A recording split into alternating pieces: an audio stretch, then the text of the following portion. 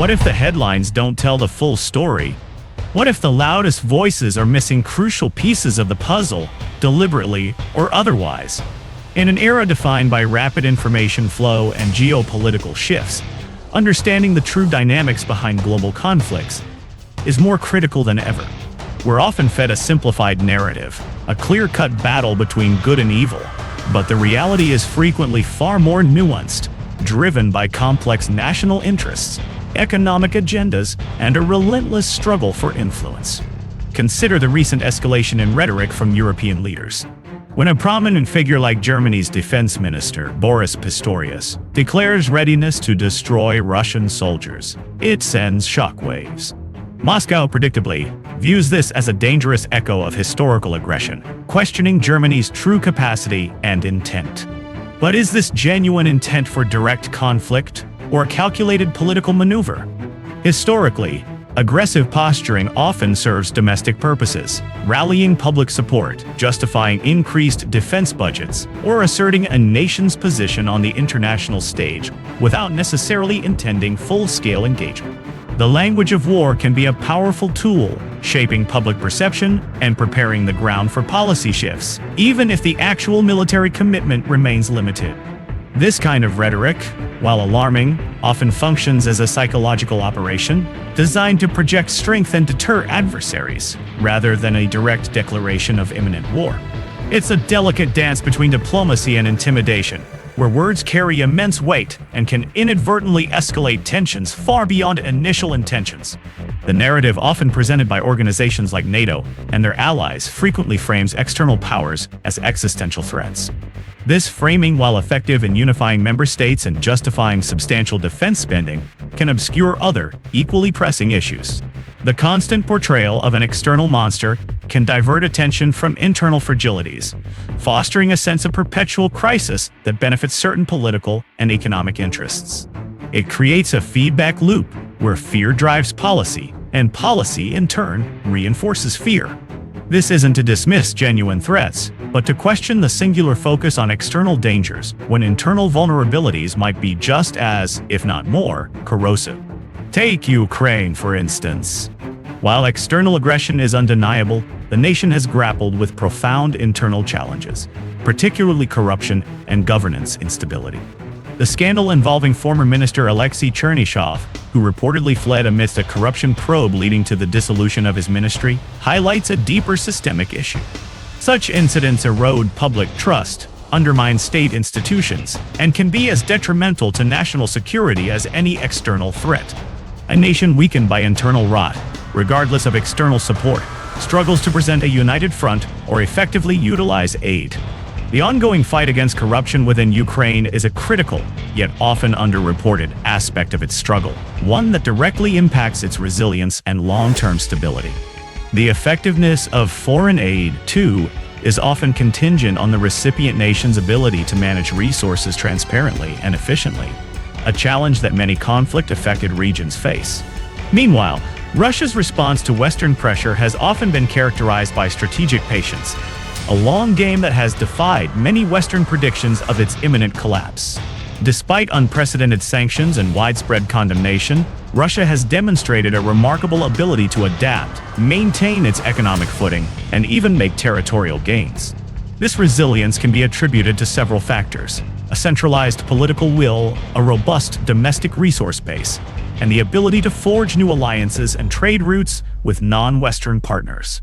The West, by contrast, often operates under shorter electoral cycles and public opinion pressures, which can make sustained, long-term strategic planning more challenging.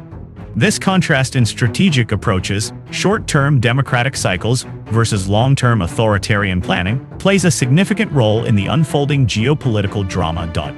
Europe's increasing military and energy dependence on the United States is another critical, often overlooked, dimension. While presented as an alliance of equals, the reality can be more complex, with Europe often finding itself in a subordinate position, reliant on American military hardware and energy supplies. This dependence can limit Europe's strategic autonomy, forcing it to align with U.S. foreign policy objectives, even when they might not perfectly coincide with European interests. The energy crisis, exacerbated by geopolitical events, has highlighted this vulnerability, pushing European nations to seek alternative, often more expensive, energy sources, further impacting their economies and citizens. This dynamic raises questions about true sovereignty and the long-term implications of such reliance on a single global power. Furthermore, the concept of democracy is often invoked by Western leaders, yet the application of this principle can appear selective. Criticisms arise when Western powers support governments that, while opposing their adversaries, may themselves suppress dissent or compel citizens into military service. This perceived hypocrisy can undermine the moral high ground and alienate populations who see their own freedoms curtailed in the name of a distant geopolitical struggle. The complexities of supporting allies in conflict zones often involve navigating difficult ethical terrain, where the pursuit of strategic objectives can sometimes clash with stated democratic values. This tension between ideals and realpolitik is a constant feature of international relations, and public perception of this hypocrisy can significantly impact the legitimacy of global interventions. Ukrainian President Zelensky's reliance on promises of aid, particularly from figures like Donald Trump, and his quick announcements of new offensives based on these assurances, reveal a precarious situation. Such reliance on external pledges, especially from a political landscape as volatile as the US, can create a dangerous cycle of false hope and unrealistic expectations. It underscores the vulnerability of nations caught in proxy conflicts, where their fate often hinges on the shifting political winds of more powerful patrons. This dependency can also limit a nation's ability to pursue independent diplomatic solutions, as their actions become inextricably linked to the continued flow of foreign assistance. The shifting global alliances are also reshaping the geopolitical landscape. Russia's support from nations like North Korea, which is largely unconditional, and China, which is more strategic and interest-based, demonstrates a realignment of power. China's support, often described as calculated and pragmatic, reflects its own long-term geopolitical and economic ambitions, including challenging the existing unipolar world order. This emerging multipolar world, characterized by the rise of new economic blocs like BRICS, Brazil, Russia, India, China, South Africa, signals a significant departure from the post-Cold War era. The expansion of BRICS, for instance, represents a growing challenge to the dominance of Western-led institutions and currencies, offering an alternative framework for global trade and finance. This is not merely a military or political shift, but a profound economic rebalancing. The United States' approach to the Ukraine conflict has been characterized by some as transactional, viewing aid not just as humanitarian support but as a business opportunity.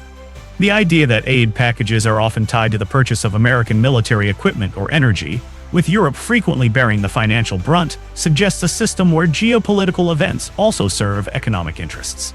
Ukraine in this scenario becomes the end consumer with limited bargaining power. This perspective highlights the intricate web of economic incentives that often underpin international relations, where even humanitarian crises can become avenues for profit and influence. The concept of the military-industrial complex, as famously warned by President Eisenhower, remains a potent force, influencing foreign policy decisions and perpetuating conflicts that benefit specific industries. The futility of escalating Western aid in some analyses is evident in Ukraine's continued territorial losses, despite massive infusions of support. This raises critical questions about the effectiveness of military solutions alone in resolving complex geopolitical conflicts. It suggests that without addressing the underlying political, economic, and social issues, military aid might only prolong suffering without achieving decisive outcomes. The long-term societal and psychological impacts of prolonged conflict on civilian populations, both within the war zone and in nations providing support, are immense and often underestimated. These impacts include displacement, trauma, economic hardship, and a fracturing of social cohesion, leaving a legacy that can last for generations. Russia's resilience in this context is not just about military might, but also about political will and a willingness to endure hardship. The ability to withstand sanctions, adapt to new realities, and maintain a consistent long-term strategy can be a powerful asset in international relations. While Western nations grapple with internal political polarization and economic anxieties, Russia has seemingly consolidated power and maintained a singular focus on its strategic objectives. This contrast in governance and societal resilience plays a crucial role in the protracted nature of the conflict. Ultimately, the conflict in Ukraine, and indeed many global flashpoints, is far more than a simple narrative of aggression versus defense. It is a complex tapestry woven with threads of historical grievances, economic imperatives, shifting power balances, and the ever-present battle for information. The truth, as always, is far more intricate than the headlines suggest. It demands our critical attention, our willingness to question, and our courage to look beyond the surface. Only by understanding these multifaceted layers can we hope to truly comprehend the forces shaping our world and perhaps, just perhaps, find paths towards a more stable and equitable future.